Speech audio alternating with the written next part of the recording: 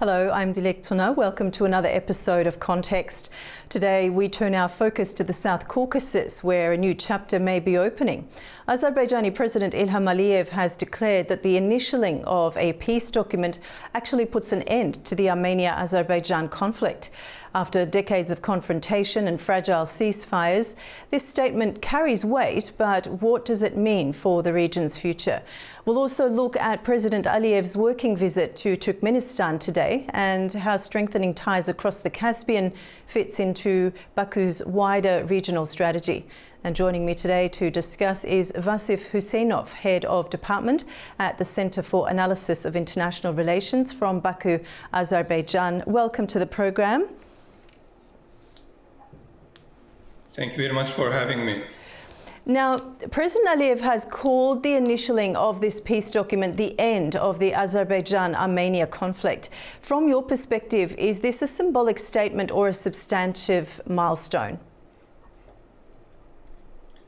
It is, of course, a substantial milestone in the Armenia-Azerbaijan peace process. Initialing the document, as President Ilham Aliyev mentioned, basically means that the document is not for signing, and according to diplomatic regulations, it is not possible to modify the text or change the text after its initialization. And that's the reason why what President Aliyev referred to is a very important fact for the present situation in the Armenia-Azerbaijan peace process. It basically means that now we have a ready document to sign, and it will be just a matter of time for the Armenian government to implement the only remaining commitment obligation concerning the constitutional change. And after this, it will be possible for the sides to sign the document peace treaty. And at the moment, we are expecting Armenia to change its constitution, to remove territorial claims against Azerbaijani territories from its constitution. It is very important expectation. It is a very important matter for Azerbaijan because in the future, some radical opposition group may come to power in Armenia and may declare the peace treaty null and void or contradictory to the constitution of the Republic of Armenia. And that's the reason why Azerbaijani side insists that the constitution needs to be changed before the sides sign a peace treaty. And the removal of territorial claims from the constitution is at the moment the only obstacle to signing a peace treaty. Mm-hmm. But as President Aliyev recently mentioned, the fact that the sides have already initialed the document is very important. It implies that there is a document ready to be signed, and the sides cannot modify the peace treaty, the text of peace treaty anymore, which is the reason why it is very substantial for the Armenia-Azerbaijan peace process. It is a new chapter in the South Caucasus, not only just between Armenia and Azerbaijan. It is a new chapter for the entire South Caucasus because for decades, the existence of Armenia-Azerbaijan conflict has been the major impediment to peace, prosperity, as well as economic and political integration in the South Caucasus. And that's the reason why the resolution of the conflict will not only help normalize the relations between Armenia and Azerbaijan, but also will open up new opportunities for trilateral cooperation in the South Caucasus involving Georgia as well, and also the opening of transportation corridors, which will be possible following the recent agreements, will help economic integration, not only in the South Caucasus, but also in the wider region between Central Asia and the South Caucasus, between Central Asia and Europe, as well as between China and Europe through the territories of the South Caucasus and through the opening of Zangezur corridor under the new name Trump Route for International Peace and Security. This is the reason why, according to all the documents that have been signed in Washington recently on 8th of August, as well as the fact that the sides' initial peace treaty is very important for the South Caucasus. It is a historic moment. Okay. Mr. Husseinov, you did express very clearly that the expectation on Armenia's side from Armenia has been put to them very clearly. Do you think that the Armenian leadership shares the same interpretation that the conflict is truly over? And I ask that in light of Prime Minister Pashinyan's address to the nation just recently, highlighting the significance of the peace process to the Armenian society. And we know that he's facing challenges domestically with opposition.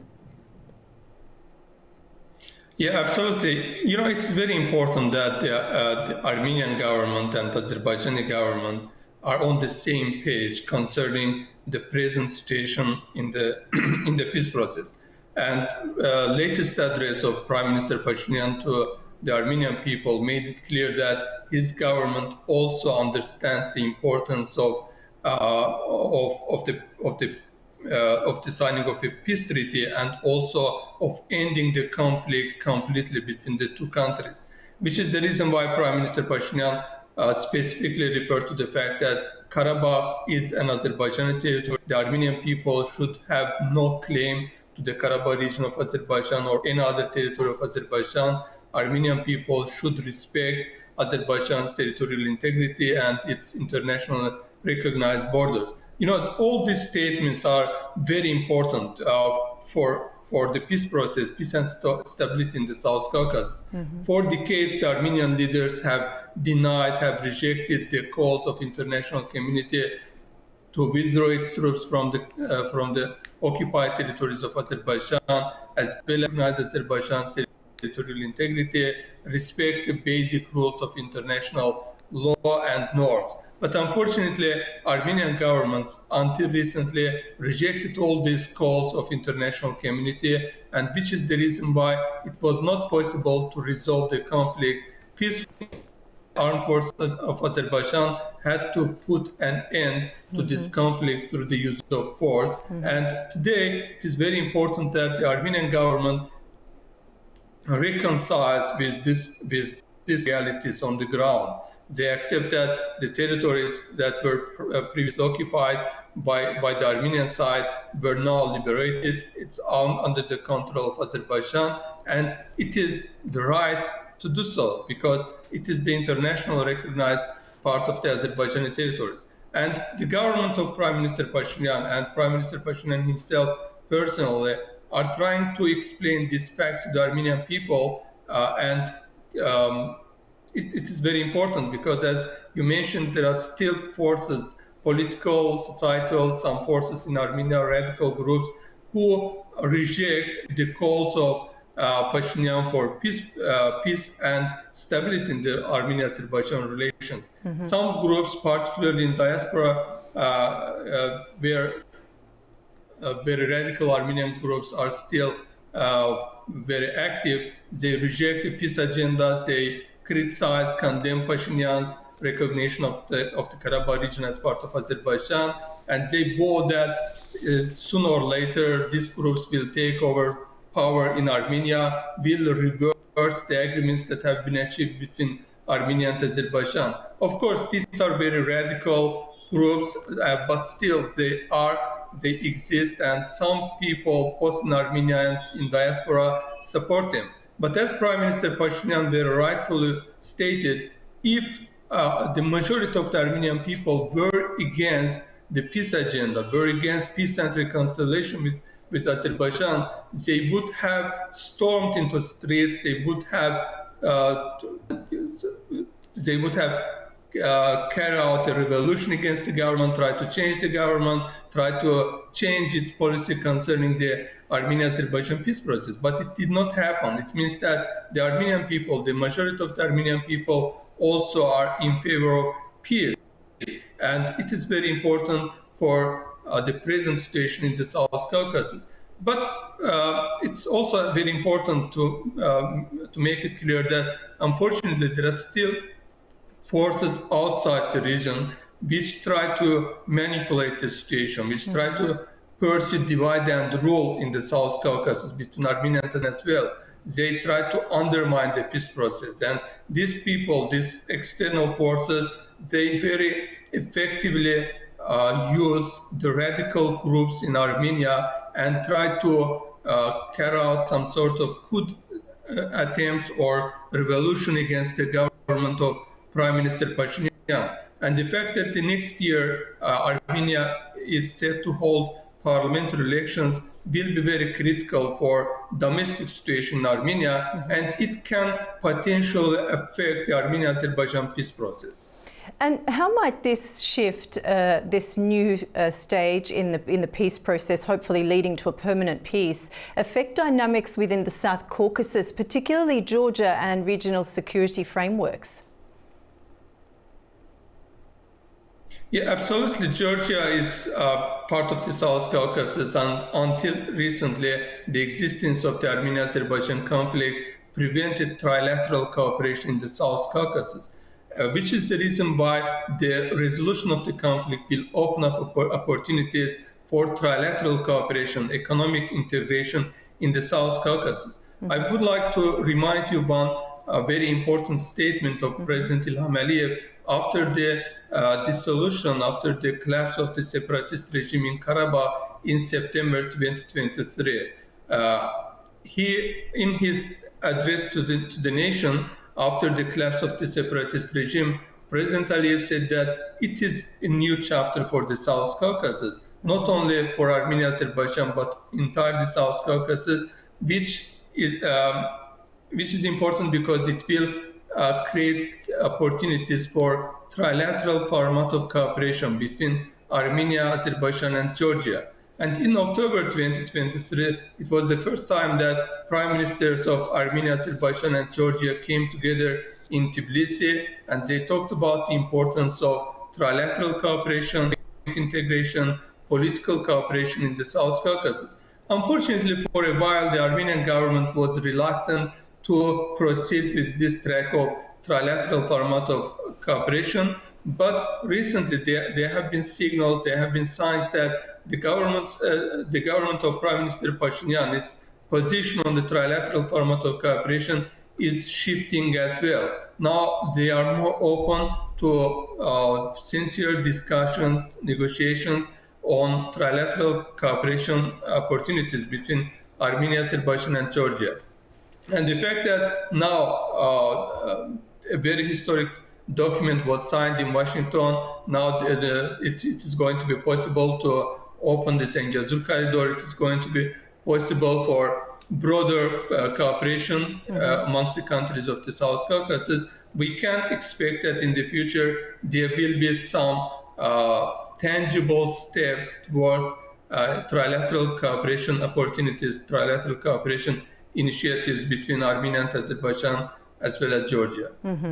And Mr. Husseinov, looking at Karabakh, what does end of conflict actually mean for governance and the communities on the ground there? You know, the existence of the conflict was a tragedy for the local communities in Azerbaijan, and also some people, of course, were affected in Armenia as well. And particularly the people like myself who were expelled from their homelands during the First Karabakh War by the armed forces of Armenia. It was a tragedy that we never forget. As an IDP, former IDP, as a person whose family were forcefully expelled from Karabakh in early 1990s, I personally felt how people were suffering from the conflict. I personally experienced that people who lost their relatives during the war, they never overcome these tragedies, these feelings. And this existed for the entire period until recently, when the conflict was resolved, when the occupied territories were liberated. The people had a sigh of relief that now it is gone, the territories are back. Now we can visit our homes, we can visit the graves of our beloved people who died in Karabakh, who we had to live there. Therefore, the resolution of the conflict, for above all, is a very important emotional matter for the people who were directly affected by the conflict. But on the other hand, the fact that now we resolve the conflict is opening up very exceptional opportunities for economic initiatives, for job opportunities, for new construction job opportunities, as well as different sorts of initiatives in the liberated territories, which is the reason why now the Azerbaijani government is very carefully reconstructing the liberated territories. Recently, President İlham Aliyev was in Kelbecer, my hometown. All the people who were expelled from Kelbecer in 1993, they were very emotionally watching how President İlham Aliyev was opening the new tunnel to Kelbecer, was laying the foundation for buildings, for schools, for settlements. All this mean a lot for the people who were directly affected by the conflict in early 1990s. And we Azerbaijani people are very hopeful that it is now the end of the conflict. And as officials stated, we are now opening a new chapter. There will be no wars, nor hostilities, no enmities between Armenia and Azerbaijan in the future, and both countries will learn how to live within their borders peacefully. It is particularly important for the Armenian side because, unfortunately, the conflict started due to the claims of the Armenian governments to Azerbaijan's international recognized territories. We hope that in the future there will be no such claims. We hope that the Armenian people will find strength and will change their constitution, will remove territorial claims against Azerbaijani territories from their constitution, and will respect international law, international norms, and also international borders. If it happens, I personally believe that we will be able to live in peace, prosperity in the South Caucasus. And as Prime Minister Pashinyan recently stated, after we sign a peace treaty, it will be possible for our people to visit our countries as tourists, to explore our countries. And as it was in the past during the Soviet Union, there will be friendships, even kinships between the people of Armenia and Azerbaijan in the future. Okay, Mr. Husseinov, no doubt lengthy programs can be dedicated just to explore this traumatic and tragic event related to Karabakh, but we'll move on for now. We want to turn to today's visit. Why is Aliyev's working trip to Turkmenistan so significant at this moment? Yeah, it is very important event for the relations between Azerbaijan and Turkmenistan, but also in a broader context between the South Caucasus and Central Asia. It is not a coincidence that now in Turkmenistan, President Aliyev is expected to have a trilateral meeting with Turkmenistan and Uzbekistan leaders. So it is obvious that the agenda of the talks are broader. It is not just about the Turkmenistan-Azerbaijan relations. It is about the relations between Azerbaijan and Central Asia. And there are a lot to discuss during the visit of President İlham Aliyev to Turkmenistan. Azerbaijan has a very deep economic cooperation with the countries of the Central Asia. Azerbaijan is the hub for connectivity between Central Asia and Europe. The middle corridor that passed through the territories of Azerbaijan is now on the top of agenda of regional players. Recently, Kazakhstan has taken new initiatives to further upgrade the middle corridor, and also the fact that now as Armenia and Azerbaijan agreed on Zengezur corridor is going to make further contributions to middle corridor. And this is the reason why during the visit of President İlham Aliyev to Turkmenistan, all these initiatives are going to be discussed in a broader format of negotiations between the leaders of Azerbaijan, Turkmenistan, and Uzbekistan. And how do Baku-Ashgabat relations fit into Azerbaijan's broader strategy of building connectivity and influence in the Caspian and Central Asia?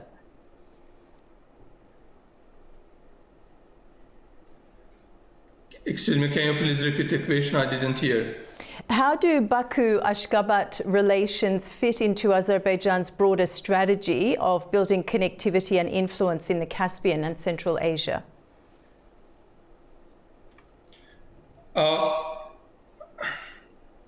The Middle Corridor is very important for Azerbaijan and for Central Asian countries. Turkmenistan is trying to be part of it. Turkmenistan is just another Caspian Sea country, and the Turkmenistan wants to much more actively participate in the projects concerning the Middle Corridor. And recently,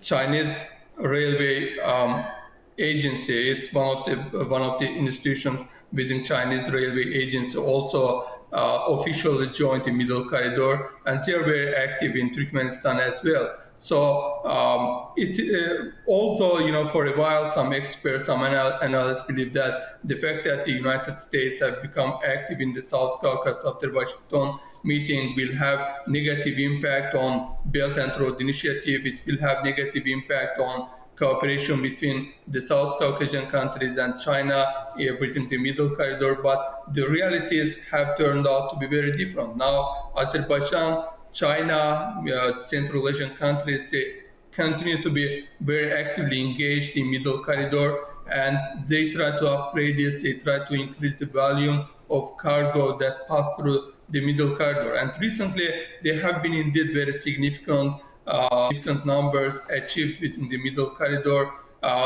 Compared to earlier years in 2020, the record numbers of cargo were transported through the Middle Corridor, and which is the reason why it has become much more important for Azerbaijan and Central Asian states, as well as Turkmenistan, Kazakhstan, Uzbekistan,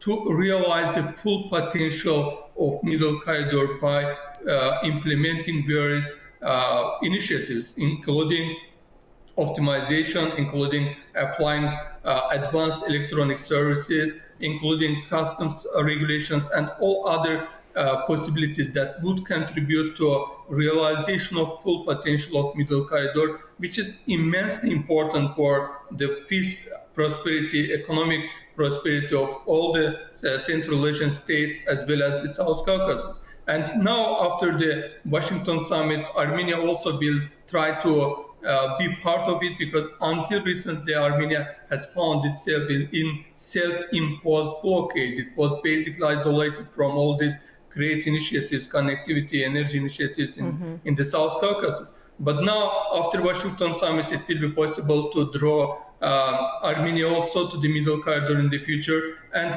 which is the reason why, as we discussed earlier, the agreements that were achieved in Washington are not only a matter of Armenia-Azerbaijan relations, it's a matter of broader, wider regional importance, as well as for the Central Asian states. It's immensely important, both to have shorter route to Europe, but also to play some role in the economic integration in the region. Okay, Mr. Husseinov, thank you so much for joining us on the program today. It's been most insightful. Thank you. And that brings us to the end of another episode of Context. Until next time, thank you for watching.